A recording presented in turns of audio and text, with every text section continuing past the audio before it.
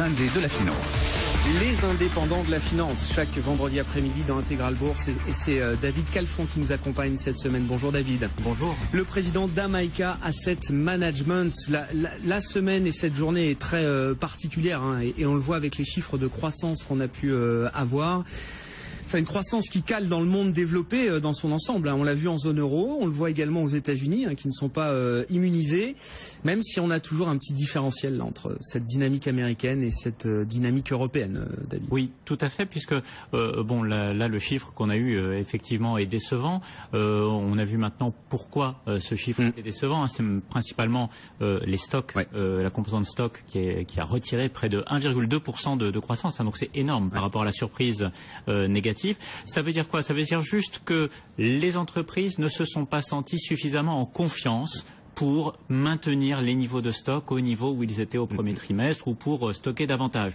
En revanche, ce qui est important, c'est de voir que la consommation se maintient et donc, puisque le marché de l'emploi est encore solide, l'immobilier va bien, la consommation va bien, les stocks vont avoir besoin d'être reconstruits. Il va falloir nourrir cette demande à un moment. Exactement. Donc en fait, on a juste décalé dans le temps.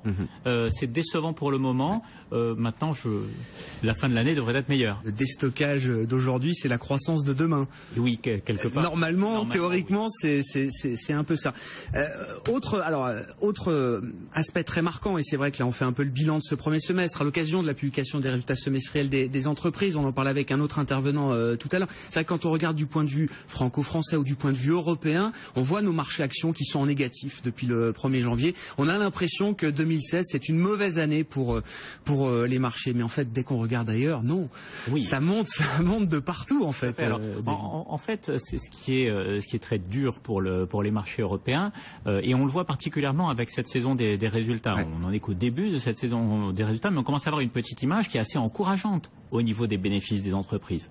On a des chiffres qui sortent qui sont relativement meilleurs que ce qui était attendu. En revanche, regardons la valorisation du marché. Il y a un an, le marché des actions européennes, ça se payait à peu près juste en dessous de 15 fois les bénéfices. Aujourd'hui, ce même marché se paye à peu près 13 fois les bénéfices. Ça veut dire quoi? On a perdu 2 points de PE. Ces 2 points de PE, c'est le coût de l'incertitude politique. Hein, c'est le Brexit, c'est l'Italie, c'est la crise migratoire qu'on n'arrive pas à gérer, etc. Tout ça, toutes ces incertitudes, cette tentation du vote expérimental, hein, de ces électeurs qui disent on a tellement marre de ce qui se passe actuellement qu'on va essayer quelque chose de nouveau et puis on verra bien ce qui se passe. Voilà, tout cela pèse sur la zone euro. Ça nous a coûté très cher en valorisation. Et c'est vrai que nous, on était relativement confiants sur le bon sens des électeurs et l'issue positive que l'on attendait sur le Brexit. On a vu que suite à ce vote, on sait que maintenant tout est possible. La raison économique ne l'emporte pas forcément. Très clairement. Alors, comment faire, et on en a tiré les leçons très rapidement, tout simplement c'est la diversification à l'international. Et alors, ça ne veut pas dire on préfère les actions américaines, ça ne veut pas dire on aime le Japon, ça veut dire que juste en relatif, si on a des actions, il faut aller à l'international. Parce que les alternatives, quelles sont-elles? Si vous dites je réduis ma pondération en actions européennes, qu'est-ce qui reste? Il vous reste des emprunts d'État à taux négatif, il vous reste de l'or. Alors ok, l'or c'est le meilleur placement depuis le début de l'année, tout le monde s'en gargarise, mais la valeur de l'or, on sait bien ce que c'est. La valeur de l'or, c'est le prix qu'acceptera de payer le prochain acheteur. C'est pas une valorisation qui repose sur des dividendes, il n'y a pas de flux financier. Donc moi personnellement j'ai beaucoup de mal avec cette classe d'actifs. Bien mal m'en a pris cette année, mais en tous les cas, l'or, moi en tant que tel, je n'arrive pas à valoriser cela. Les rendements négatifs sur les emprunts d'État me posent un autre problème. Là, on est quasiment dans un problème métaphysique. Hein, c'est que prêter de l'argent en étant sûr qu'il m'en rendra moins à la fin de l'année, là aussi, en tant qu'investisseur, c'est quelque chose avec lequel... C'est contre nature, on va dire, oui. En revanche, les actions internationales, si on prend le MSCI Monde dans son ensemble, le rendement des actions, le rendement du dividende, c'est 2,7%. Bon, quand on est en taux négatif, 2,7%, c'est pas neutre. Et pour nous, la réponse, c'est de rester sur les actions parce que c'est la seule source de rendement. Alors attention, dans les actifs liquides, je ne parle pas d'immobilier ou de private equity, etc. Mais dans les actifs liquides, la seule source de rendement qui nous reste, ce sont les actions. Donc, on a envie de rester sur ces classes d'actifs. En revanche, effectivement, on tire les conséquences de ce risque politique, de cette incertitude, de ce couvercle qui va rester placé sur les valorisations des actions européennes, et on élargit le spectre. On va bien entendu aux États-Unis, c'est l'un des marchés leaders, mais on va aussi en Asie, voir sur les pays émergents, parce que on parle beaucoup là de la déception sur la croissance américaine, mais un point qui est très positif sur cette nouvelle, c'est que le dollar reste finalement très contenu.